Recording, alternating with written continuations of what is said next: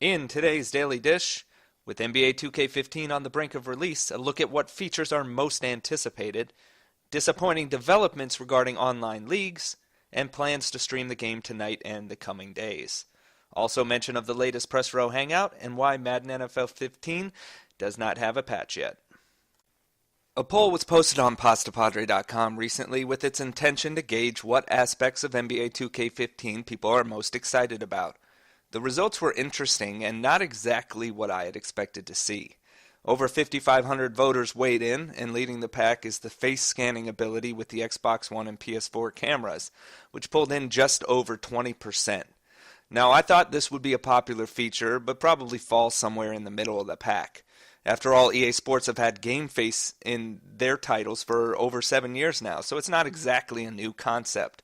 But it seems that maybe the connection to my career, my GM, and my park, that emotional connection to having a player look like yourself and within those substantial modes that even other people get to see, that means a lot. Plus the technology has advanced, something EA failed to do with Game Face.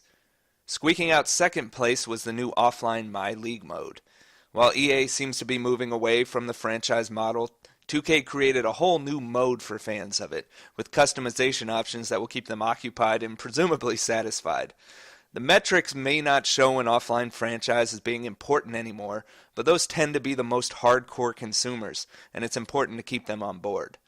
Right behind is My Career, which is not a surprise as it's the most popular mode in the game. The new storyline and scripted nature has its detractors, but it's difficult to deny the compelling nature of playing through it. The reduced impact of virtual currency, improvements to My GM, and My Park in the Stage had strong showings as well. Only My Team failed to pick up supporters. The mode is a moneymaker for 2K Sports, but only resonates with a small group of people. NBA 2K15 is shaping up to be an impressive product from top to bottom. Look for impressions of the game throughout the week on Pastapadre.com, in the Daily Dish episodes, on the Press Row podcast, and a full review next week.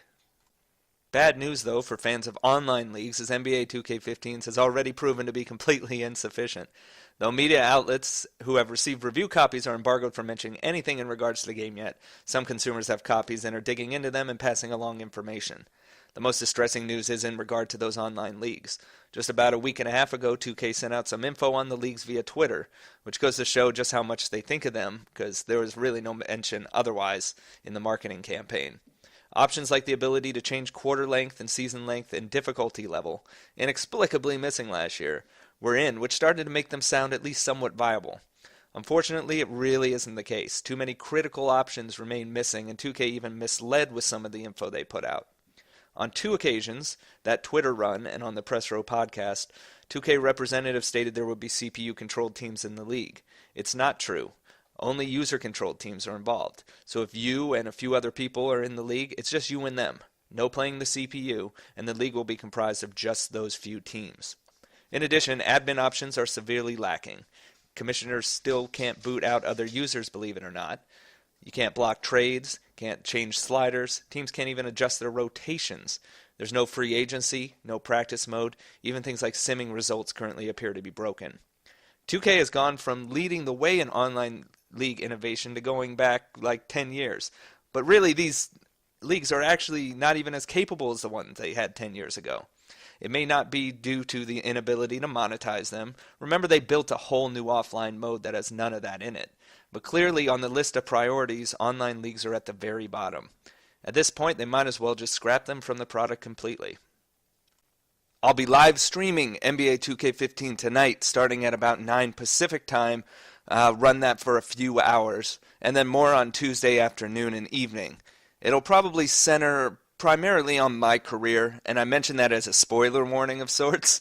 Since the mode is scripted, some may not want to see the developments that take place. I had a lot of fun playing through the mode in 2K14 on the streams, however, and a lot of people seem to enjoy watching it and following along with my reactions to the events, so I'm looking forward to it. I may mess around in some other areas of the game also, and hopefully the servers hold up under the immense load that they're about to face and things launch smoothly. That would be a relief. Subscribe to the Twitch page, that is, twitch.tv/Pastapadre. and join me for the NBA 2K15 streams. The latest Press Row Hangout was broadcast live over the weekend. It's really the most exciting time of the year for sports gaming fans. All of the big sports games have released over the last 5 weeks, and the final one of that kind of elite group is out tomorrow. So the panel discusses recent experiences with games like Madden NFL 15, FIFA 15, the Golf Club, and MLB 14 The Show, before moving on to Forza Horizon 2 impressions, a discussion of why Madden hasn't received a patch yet, and a look ahead to NBA 2K15 and what is being most anticipated out of that game. Check it out at Pastapadre.com or from the Pastapadre YouTube page. I've dropped a link in the YouTube description and the Daily Dish posting on the site. Though we did discuss the situation for about 8 minutes on the Hangout, I thought it would be worth skimming over in the Daily Dish as well. Why hasn't Madden NFL 15 received a patch yet? I've gotten a ton of emails and tweets from frustrated people about it. Whether it's related to offline connected franchise, where people are stuck with things like messed up simulated stats, as opposed to the online connected franchises which have had multiple server-side updates. Those, of course, don't apply to offline connected franchise. Then there are people who keep starting up their game only to be met by the cinematic Seahawks-Panthers experience that should only have been played the first time they started up the game. And of course, there are gameplay-related issues that could be improved upon. As far as post-release support goes, though, we're still on schedule for when the big patch for Madden typically arrives. I went back and looked at recent years and found Madden 25 had its first patch on October 24th of last year. Madden 13 got its patch on October 16th, and Madden 12 on October 18th. So I understand the frustration of those who have their experiences hampered by issues as of yet unaddressed, especially as they see other games getting multiple patches over this stretch of time, while EA won't even comment on what they're working on with Madden. But there was no game-breaking issue they had to rush one out for with Madden, and it wasn't missing features like NHL or a total letdown like UFC that required them to push out updates at a greater rate as sales were being adversely affected. Given that, they chose to roll everything into one larger patch instead of going through the process multiple times. Based on history, then, it's probably safe to expect the first Madden NFL 15 patch to go live in the next 2 weeks. Thanks for listening to the first episode in the 5th week of the Daily Dish.